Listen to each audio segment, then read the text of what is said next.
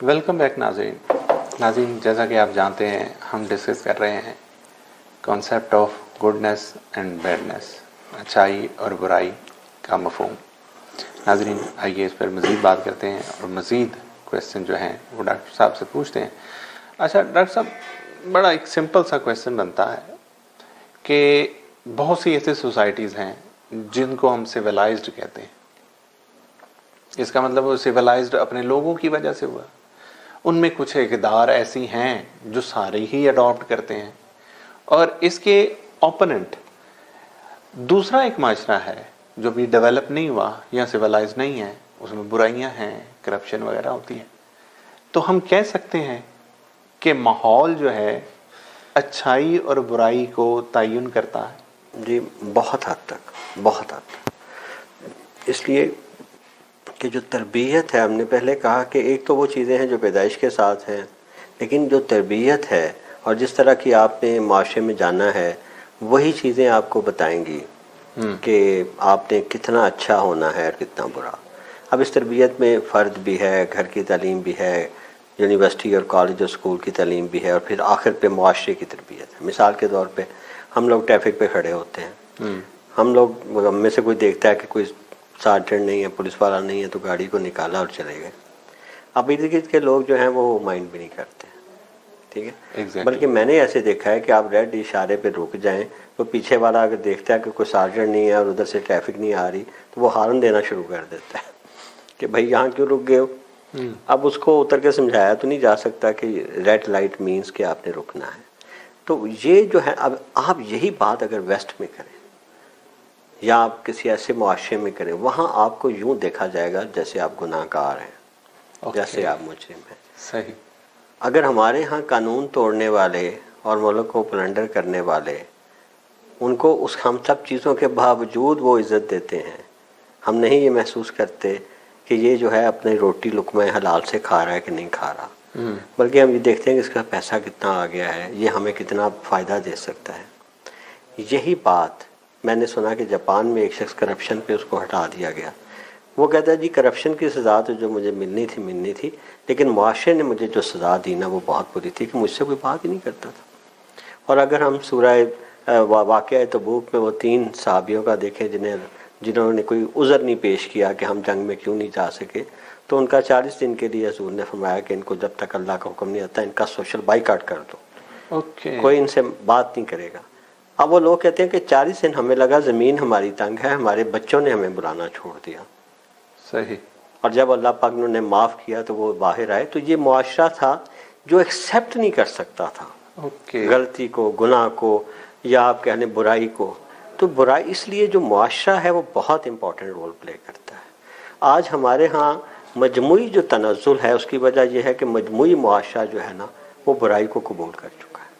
अच्छा डॉक्टर साहब, सिंपल सा क्वेश्चन है, वो ये है कि वो कौन सी बुराइयां हैं अकॉर्डिंग टू इस्लाम जिनकी जज़ा सज़ा जो है वो इस दुनिया के अंदर होनी है, और बाज़ ऐसी हैं जिनकी आखिरत के अंदर होनी है। ये कोई कंफर्म्ड चीज़ें हैं? कंफर्म्ड इसके मुतल्लिक तो नहीं, क्योंकि ये खुदा ने ये फ़ैसला अपने लिए छोड़ दिया है कि मैं चाहूँ तो यहाँ सज़ा दूँ, चाहूँ तो आखिरत में दूँ। लेकिन कुछ चीज़ें हैं जैसे तकब्बुर और किब्रियाई जो है, वो खुदा ने कहा है कि ये मेरी चादर है, इस पे हाथ न डालो। और हमने अपनी ज़िंदगी में देखा है कि हमने ऐसे ऐसे हुक्मरान जो फ़िरौन अपने आप को कहते थे, उनका अंजाम देखा है हम लोगों ने, ठीक है। और हमने ऐसा भी देखा है कि बाज़ लोग जो अपने आप को वो कहते हैं ना ये जब कि वो उनका लहजे में ही नमरूद और फ़िरौनियत होती थी।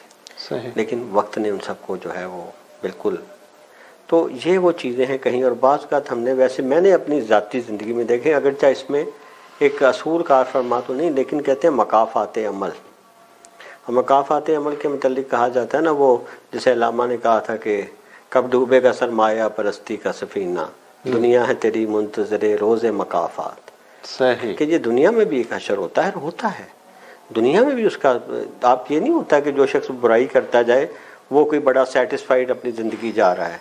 हो सकता है हमें नज़र ना आ रहा हो सकता है वो बहुत बड़ा रईस हो सकता है बहुत बड़ा डॉक्टर हो जो दूसरों के آپریشن کرتے وقت پیسے مانگتا تھا اور بعد میں اس کے اپنے بیٹے کا جب باری آئی تو وہی ڈاکٹر پیسے کی خاطر اپنے بیٹے کو آپریٹ نہیں کیا, اس کی ڈیتھ ہو گئی. صحیح. تو کئی چیزیں ہماری نظروں سے اوجھل رہتی ہیں, لیکن یہ نہیں ہوتا کہ خدا جو ہے اللہ پاک کہتے ہیں کہ میں اس جو ہے نا جہاں زندگی میں تمہارے نفس اور آفاق پر حق ثابت تمہارے اوپر ظاہر ہو جائے گا کہ یہ سچ ہے, یہ غلط ہے. لیکن اگر اللہ پاک انسان کی عقل پر بالکل یہ سچ ثابت نہ کر دیں, یہ اور بات ہے کہ وہ بندہ اپنا باطن آپ پر ظاہر نہ کرے, تو پھر اس پہ قیامت کے دن سوال کیا ہوگا. اس لیے ان چیزوں کا جو ہے, لیکن ہاں اصول کے طور پہ یہ ہے کہ جیسے ایک بندے نے, ہلاکو نے اب لاکھوں لوگ مار دیے, فرض کریں وہ مر بھی گیا, تو کیا اس نے لاکھوں لوگوں کا اس کا جواب, یا آپ اسے پکڑ کے خود پھانسی بھی دے دیں تو لاکھوں کا بدلہ ایک آدمی کو پھانسی دینا تو نہیں بنتا. تو وہ پھر اس کا حساب کتاب اس لیے آخرت میں رکھا گیا. تو یہ دونوں چیزیں ہیں, دنیا میں بھی ملتا ہے, اور خاص طور پہ جو کہتے ہیں نا صبر کرنے والے ہیں, جو مظلوموں پہ صبر ہو, پھر اس کے بھی پروسیس ہیں. آپ نے کیا ہو سکتا ہے وہ آپ کو آگے کسی اور صورت میں آئے, ٹھیک ہے, وہ جسے آپ جن چیزوں سے بہت محبت کر رہے ہیں وہ چیزیں پریشان ہو جائیں. تو اچھا ڈاکٹر صاحب ایک لاسٹ کویسچن ہے, بڑا سمپل سا کویسچن ہے. کویسچن یہ ہے کہ دیکھیں انسان برائی کرتا ہے, ظاہر ہے وہ کشش محسوس کرتا ہے تبھی وہ برائی کی طرف جاتا ہے, اس کے اندر خواہشات جنم لیتی ہیں. اب یہ ساری چیزیں جو ہیں ان کا جو منبع ہوتا ہے کیا وہ شیطان ہے؟ شیطان ہمارے ہاں جو ہے نا وہ ایک ایسی قوت اور ایک ایسا ایجنٹ اور ایک ایسا اینٹی ہے جو انسان کو ورگلاتا ہے. ٹھیک ہے, جیسے ہم نے ایک پروگرام میں کہا تھا ڈیول وسپرنگ, وہ آپ کے کان میں وسپر کرتا ہے, وہ مشورہ دیتا ہے, وہ آپ کو ابھارتا ہے غلط چیزوں کے لیے. یوں سمجھ لیں کہ اگر آپ کی ایک آگ تھوڑی سی جل رہی, وہ پھونک مارتا ہے اور اس آگ کو اور اوپر کرتا ہے, الاؤ بناتا ہے. ہاں, اگر آپ کے پیسے کی خواہش ہے تو وہ دوسروں کا پیسہ دکھا کے آپ کے اندر اس خواہش کو اور تیز کرے گا. اور اگر کوئی موقع ہوگا تو اس کے دکان میں کہے گا دنیا میں کتنے لوگوں نے اب تک پیسہ کما لیا ہے, تو کس چکر میں پڑا ہوا ہے, تو بھی اپنی قسمت بدل لے. یہ جو ہے نا ڈیول وسپرنگ, اور یہ ہم کرتے ہیں, یہ ہم سنتے ہیں, محسوس کرتے ہیں, اندر سے ایک وسپر کی آواز آتی ہے, کر لے بندے آ, موقع ہے گئی. ٹھیک ہے, یہ جو ہے نا اس طرح سے ترغیبات ہیں اس کی. اور قیامت کے دن یہ ہوگا, قرآن شریف میں ہے کہ جب لوگوں کو سزا ملنے لگے گی وہ کہیں گے اللہ میاں ہمیں تو اس نے بھٹکا دیا تھا, تو وہ آگے سے جواب دے گا کہ میرا تم پہ کوئی اختیار نہیں تھا, میں نے تو صرف تم لوگوں کو رستہ بتایا, لے کے تھوڑی چلا ہوں. اور پھر کیا ہوگا کہ وہ دونوں کے دونوں جہنم میں ڈالے جائیں گے. صحیح. تو یہ جو ڈیول کا ہمارے ہاں concept, devil is very strong, اس میں شک نہیں ہے, لیکن وہ ترغیبات دیتا ہے, وہ آپ کو ابھارتا اور آپ کے کمزور لمحوں پہ آپ پہ آتا ہے.